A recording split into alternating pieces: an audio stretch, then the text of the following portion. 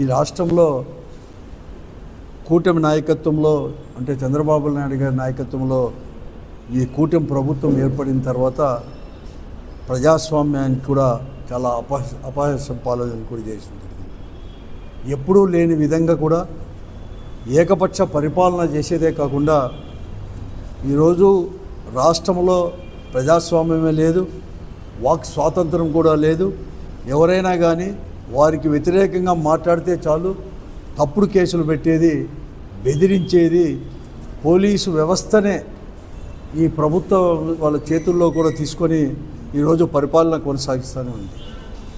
నిన్న 12వ తేదీ ఈ రాష్ట్రంలో జెడ్పీటీసీ ఉప ఎన్నికలు అనేది 2 కడప జిల్లాలో కడప జిల్లాలో పులివిందల అలాగే ఒంటిమిద్ద 2 జెడ్పీటీసీ స్థానాలకు కూడా ఎన్నికలు కూడా జరిగాయి.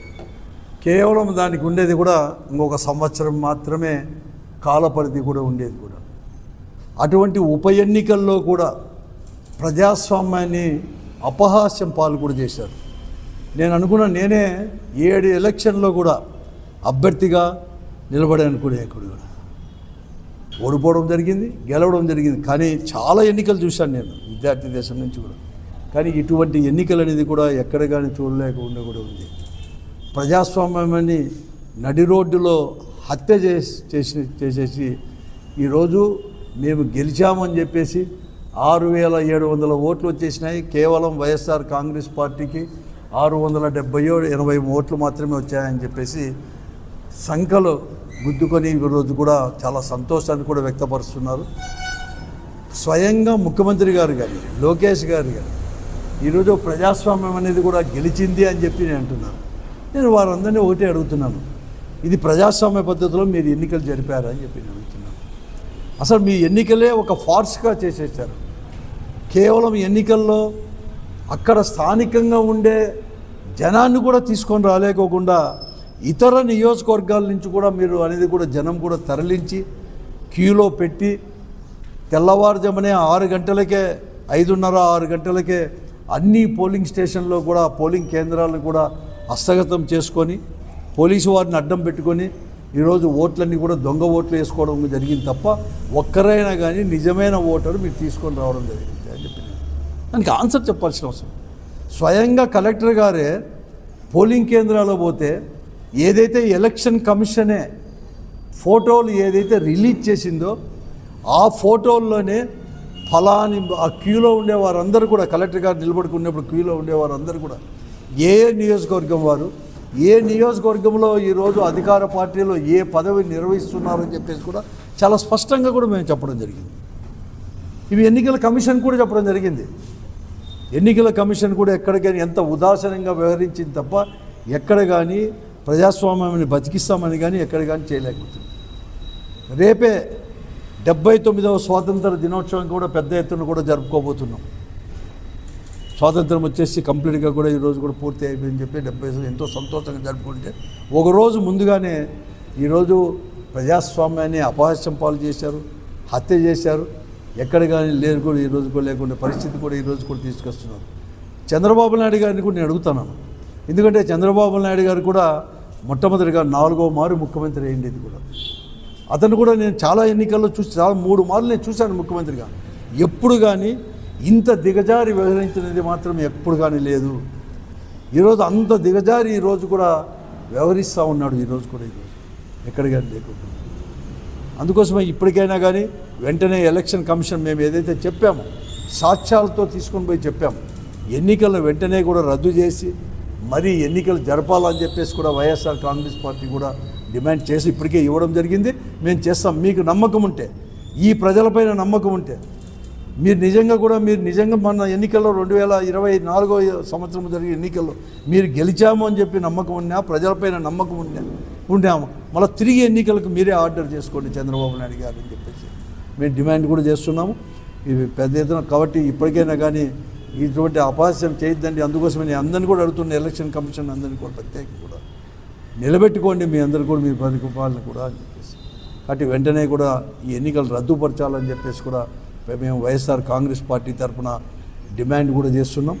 అంతేకాదు ఈరోజు ఈ అనేక వ్యవస్థలు కూడా ఈరోజు కూడా మరీ ముఖ్యంగా పోలీస్ వ్యవస్థ అనేది కూడా ఈరోజు చేతిలో పెట్టుకొని ఇవన్నీ కూడా చేస్తూ ఉంది.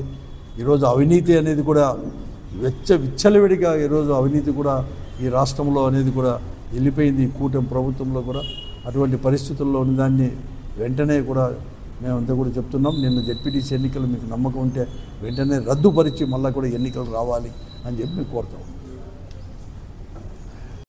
అనంతపురం నగరానికి ట్రేడ్ యూనియన్ రాష్ట్ర అధ్యక్షుడిగా రావటం అనేటువంటి జరిగింది. వెంకటరామరెడ్డి గారు అన్నగారు బాగా సన్నిహితుడు. చూస్తే ఆశ్చర్యం కలుగుతూ ఉంది. అనంతపురం అంటే అంత గందరగోళంగా నేర రోడ్లు ఉంటాయి అనుకున్నా, కానీ నీకు చాలా కాలం అయింది ఇక్కడికి వచ్చేవాడికి. ఈ నగరం అద్భుతంగా తయారు చేసినటువంటి వాళ్ళు ఎవరు? విశాలమైనటువంటి రోడ్లు, ట్రాఫిక్ అంతరాయం లేనటువంటి పద్ధతిలో ముందుకు సాగేటువంటిది, అభివృద్ధిలో పెద్దపీట వేసినటువంటి పద్ధతిలో కనపడుతుందంటేనే 2019-24 మధ్యలో జరిగినటువంటి అభివృద్ధే వెంకటరామరెడ్డి గారి యొక్క ప్రతీక అనేటువంటిది నాకైతే కనపడింది. నేను ఒక ఛాలెంజ్ ఇస్తదలుచుకున్నా. ఇవాళ చంకలు గుద్దుకుంటున్నటువంటి చంద్రబాబు నాయుడు, లోకేష్ అండుకో వారికి ఇవాళ ఏదో గెలిచేసాము, ఏదో ఉప ఎన్నికల్లో గెలిచాము అనేటువంటి పద్ధతిలో అనుకునేటువంటి వాళ్ళందరికీ మీకు దమ్ము ధైర్యం ఉంటే అనంతపురం నడి రోడ్లో నేను వస్తా, మా అన్నగారు అయినటువంటి వెంకటరామరెడ్డి గారు కూర్చుంటారు. అభివృద్ధి విషయంలో ఈ రాష్ట్రంలో కానీ ఈ అనంతపురంలో కానీ అభివృద్ధి మీరు చేశారా మేం చేసామో ఛాలెంజ్ చేస్తున్నాం. ఆయన అడగకుండానే నేను ఇది చెప్పదలుచుకున్నాను. నేను ఒకటే చెప్తున్నా, ఈ రాష్ట్రంలోకి సంబంధించినంత వరకు కూడా నిరుద్యోగులైనటువంటి యువతకి 20 లక్షల ఉద్యోగాలు ఇచ్చేస్తామని చెప్పారు. 20 లక్షలు కాదు కదా, 20 ఉద్యోగాలు ఇచ్చారా? ఓ పక్క నుంచి డిఎస్ఏ అనేటువంటిది ఏదో చెప్తానన్నారు, దాన్ని దాటవేసేటువంటి పద్ధతిలో తీసుకున్నారు. కానీ ఉద్యోగాలు ఇచ్చేపటికి ఇంకొక ఆయన పవన్ కళ్యాణ్ గారు డిప్యూటీ సీఎం గారు ఆయన కూడా ఉద్యోగాలు ఇచ్చి తీరుతామనేటువంటి చెప్తూనే నేను నా తమ్ముడికి ఒక పెద్ద ఉద్యోగం ఇచ్చాను, మీ అందరికీ ఉద్యోగాలు ఇచ్చేసినట్టు అనేటువంటి పద్ధతిలో ఆయన మాట్లాడుతున్నాడు. అంటే దీని అర్థం ఏంటి? గతంలో 2014లో ఆయన పెద్ద ఉద్యోగం లోకేష్కి ఇచ్చాం, ఎమ్మెల్సీ ఇచ్చాం, మంత్రి ఇచ్చాం, ఎవరికి ఇవ్వక్కర్లేదన్నాడు. ఇవాళ 20 లక్షల ఉద్యోగాలు ఇస్తా అన్నాడు, 3,000 రూపాయలు నిరుద్యోగ భృతి ఇస్తా అన్నాడు, అభివృద్ధి బ్రహ్మాండంగా చేస్తా అన్నాడు, సంక్షేమం వదలననేటువంటి పద్ధతిలో మాట్లాడాడు. కానీ వాడు ఇచ్చాడా? ఉద్యోగాలు అనేటువంటి కలగ చేశారన్నా. దమ్మున్న నాయకుడు జగన్మోహన్ రెడ్డి గారు అధికారంలోకి రాగానే 1,30,000 ఉద్యోగాలు మొత్తానికి సెక్రటేరియట్ ఎంప్లాయీస్ ఇచ్చినటువంటి ఘనత జగన్మోహన్ రెడ్డి గారికి ఉంది. 3 లక్షల వాలంటీర్ ఉద్యోగాలు ఇచ్చినటువంటి ఘనత ఉంది. ఆర్టీసీలో ఉండేటువంటి ఉంటుందో పోతుందో అనేటువంటి పద్ధతిలో ఉండేటువంటి ఆర్టీసీ కార్మికుల యొక్క ఉద్యోగాలందరినీ పర్మనెంట్ చేసి గవర్నమెంట్ ఉద్యోగాలు తీసుకొచ్చినటువంటి ఆయన జగన్మోహన్ రెడ్డి గారు. ఇంతే కాదండి నేను చెప్పేది, అవుట్సోర్సింగ్ కార్పొరేషన్ ఉద్యోగం ఈరోజు వస్తే నువ్వు ఉద్యోగంలో రావడానికి వీలేదంటే అవుట్సోర్సింగ్ కార్పొరేషన్ ఏర్పాటు చేసి లక్షలాది మంది ఎంప్లాయీస్కి ఆసరా కలిగించినటువంటిది జగన్మోహన్ రెడ్డి గారు అనేటువంటి గుర్తు చేసిన. ఇవాళ ఉన్నటువంటి పరిస్థితిలో 3,000 రూపాయల నిరుద్యోగ భృతి ఇస్తున్నాడు.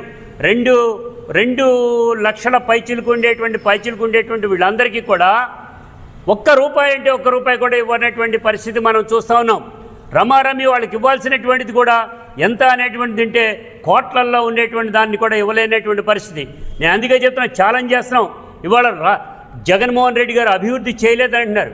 జగన్మోహన్ రెడ్డి గారు ఇండస్ట్రీస్ని ప్రారంభించేటువంటి దాన్ని క్రమంలో చూస్తే 47,485 యూనిట్లు ఏర్పాటు చేయటమే కాకుండా 28,343 యూనిట్లను ఏర్పాటు చేసి అందుకు గాను 47,485 కోట్ల రూపాయలతో మొత్తం 2,50,000 మందికి ఉద్యోగ వ్యవస్థని కలగజేయటం అనేటువంటి జరిగింది. కానీ ఇవాళ చంద్రబాబు నాయుడు గారు ఏం చేశారో తెలుసా అండి? రావటంనే 400 ఫ్యాక్టరీలని రద్దు చేశాడు. రావటంనే 430 మరో 430 ఇండస్ట్రీస్ ఏదైతే ఉన్నాయో వాటన్నిటినీ కూడా మూతపడిపోయేటువంటి పద్ధతిలో ఇన్సెంటివ్ ఇవ్వాల. దిగిపోయే నాటికి 3,000 కోట్ల రూపాయలు బకాయి ఉంటే జగన్మోహన్ రెడ్డి గారు అధికారంలోకి వచ్చిన తర్వాత ఇవ్వటం అనేటువంటి జరిగింది. వాళ్ళ యొక్క ప్రోత్సాహకాలుగా ఇవ్వటం అనేటువంటి జరిగింది. ఇవాళ జగన్మోహన్ రెడ్డి గారు గతంలో ఇండస్ట్రీ మీరు ఎందుకు చెప్తున్నారంటే ఏ రకమైనటువంటి అభివృద్ధి చేయలేదని అన్నారు. టాటా, బిర్లా, ఈ దేశంలో ఉండేటువంటి పెద్ద పెద్ద పెట్టుబడిదారులు అదానీ, అంబానీ వీళ్ళందరినీ కూడా ఒకే స్టేజ్ మీదకి తీసుకొచ్చినటువంటి ఘనత జగన్మోహన్ రెడ్డి గారికి ఉంది. అదే తరహాలో 380 యూనిట్లు ఏదైతే ఉన్నాయో యూనిట్లు ప్రారంభిస్తాం, 6 లక్షల ఉద్యోగాలు కల్పించేటువంటి పద్ధతిలో మేము తీసుకుంటాం అనేటువంటి దాంట్లో కూడా చెప్పడం జరిగింది. 13,11,000 కోట్ల రూపాయల పెట్టుబడి తీసుకురావడానికి జగన్మోహన్ రెడ్డి గారు శ్రీకారం చుట్టారనేటివి కూడా ఈ సందర్భంగా కూడా చెప్తున్నాం. మనం చూడలేదా 3 కారిడార్లలో పోర్టుల నిర్మాణం, హాస్పిటల్స్ నిర్మాణం, అదే పద్ధతిలో ఇక్కడ జరిగేటువంటి ప్రతి పల్లెలో చూస్తే ఏ పల్లెలోకి వెళ్ళినా కానీ హాస్పిటల్స్ కానీ లేదా సెక్రటేరియట్ బిల్డింగ్లు కానీ గ్రామ పంచాయతీ బిల్డింగ్లు కానీ అన్నీ సర్వతోముఖంగా చేసినటువంటి ఘనత మనకు వస్తే ఇవాళ వీళ్ళు మాట్లాడేటువంటి అభివృద్ధి చేయలేదు అని అంటున్నారు. వాళ్ళు అభివృద్ధి చేశారంట. వాళ్ళ అభివృద్ధి దేనిలో చేశారు? రిగ్గింగ్ చేయటంలో అభివృద్ధి సాధించారు. అందుకనే పులివెందుల్లో 680 ఓట్లు వచ్చినాయి అనేటువంటి చంకలు గుద్దుకునేటువంటి దద్దమ్మ ప్రభుత్వం అనేటువంటి చెప్తున్నాం. ఇవాళ గతంలో మీరు చేసినటువంటి దౌర్జన్యాలు ఇన్ని అనే కాదు, ఆ దౌర్జన్యాలను ఇవాళ డైరెక్ట్గా ప్రజల మీదకి తీసుకొచ్చేటువంటి పద్ధతిలో వైసీపీ కార్యకర్తలన్నీ ఇళ్లల్లో హౌస్ అరెస్టులు చేసి ఆ వచ్చినటువంటి స్లిప్పులు అయితే అన్నీ తీసుకుని మీరు ఇతర ఊళ్ళల్లో నుంచి తీసుకొచ్చినటువంటి వాళ్ళతో ఎన్నికలు జరపడం ఇది ఎన్నికలేనా? అందుకే చెప్తాం ఇవాళ మీరు తీసుకున్నటువంటి నిర్ణయం, ఇవాళ మీరు చంకలు గుద్దుకునేటువంటి వైనం ఇది సరైనటువంటి కాదన్నావు. చేస్తే మంచి చేయి, కానీ నువ్వేం చెప్పావు? గతంలో కరెంట్ అన్నావు, అబ్బా ఉచితంగా ఇస్తానన్నావు, కానీ వాళ్ళు నువ్వేం చెప్తున్నావు? మొత్తం ఇవాళ చూస్తానికి చెప్తుంటే 15,485 కోట్ల రూపాయల అదనపు భారం మన మీద వేశారు 9 నెలల్లోనే. స్మార్ట్ మీటర్లు పెడతానన్నాడు. ఆ స్మార్ట్ మీటర్లు పెట్టేటువంటి దానిలో మొన్న ఈ మధ్య ఏప్రిల్ నెలలోనే 921, 923, 924 అనేటువంటి జీవాన్ని ప్రవేశపెట్టి స్మార్ట్ మీటర్లు 9,500 రూపాయలు కొనాలని, ఆ కొనేటువంటి ఆ డబ్బు కూడా మన ప్రజల మీద వేస్తామనేటువంటి పద్ధతిలో తీసుకున్నారు. ఇవాళ 48 లక్షల కనెక్షన్లు ఇస్తారట. భవిష్యత్తులో 2 కోట్ల మందికి కనెక్షన్లు ఏర్పాటు చేస్తారంట. అంటే కరెంటు భారాన్ని కూడా మళ్ళా మోపటానికి వీళ్ళు ప్రయత్నం చేస్తున్నారు. ధరల మీద ధరలు పెంపొందించడానికి వీళ్ళు ప్రయత్నం చేస్తున్నారు. ఇది సరైనటువంటి కాదన్నాం. అందుకే చెప్తాం ఇండస్ట్రియల్ వైజ్గా మీరు తీసుకునేటువంటి పాలసీలో తప్పుడు తడకగా ఉన్నాయి అనేటువంటిది కూడా ఈ సందర్భంగా కూడా చెప్తున్నా. అందుకనే ఏదైనా కానీ ఇండస్ట్రీస్ కానీ ఉద్యోగ వ్యవస్థలో కానీ ఉద్యోగ కల్పనలో కానీ మేం చేసినట్టుగా ఈ ప్రభుత్వం ఇంతబడికి తీలా ఒక్క 1 ఇయర్లోనే అర్థమైపోయింది. అన్నం పట్టుకుంటే మెతుకు పట్టుకుంటేనే అది కరెక్ట్గా ఉడికిందా లేదా అనేటువంటి తెలిసింది. 1 ఇయర్లోనే కూడా ఈ ప్రభుత్వం దద్దమ ప్రభుత్వంలాగా తయారైంది అనేటువంటి పద్ధతిలోనే ఉన్నది తప్ప అభివృద్ధి విషయంలో ఏమాత్రం లేదు. రాజధాని అంటారు, 2 సార్లు మునిగిపోయింది. వాళ్ళ 2 సార్లు కోర్టుకి వెళ్ళాలంటే జడ్జీలు కూడా కారులో కూడా నీళ్ళల్లో ఉంచి వెళ్లాల్సినటువంటి పరిస్థితి ఏర్పడింది. ఇవాళ కొండవీటి వాగన్నారు, తవ్వుతూ ఉండింటే తవ్వేటువంటి దాంట్లో వచ్చే నీళ్లు వస్తున్నాయి. కొండవీడు వాగు తవ్వకుండా ఆ రాజధానికి ప్లేస్ కట్టే పరిస్థితి లేదు. అది కట్టాలంటే నువ్వు కంపల్సరీగా 18 అడుగులు లోతు తవ్వాలి. 18 అడుగులు 3 అడుగులు లోతు తవ్వితేనే ఓట వచ్చేసి నీళ్ళు వచ్చేస్తున్నాయి. నువ్వు ఎక్కడి నుంచి చేస్తావు? వరల్డ్ బ్యాంక్కి నువ్వు ఇచ్చినటువంటి హామీలు ఏ రకంగా నెరవేరుస్తావు అనేటువంటి కూడా ఈ సందర్భంగా కోరుకుంటూ ఛాలెంజ్ చేస్తున్నాం. అభివృద్ధి విషయంలో మేము ఎప్పటికైనా ఎక్కడైనా కానీ కూర్చొని మాట్లాడటానికి చర్చలకి మేము సిద్ధంగా ఉన్నామని టీడీపీ వాళ్ళకి హెచ్చరిస్తున్నాం.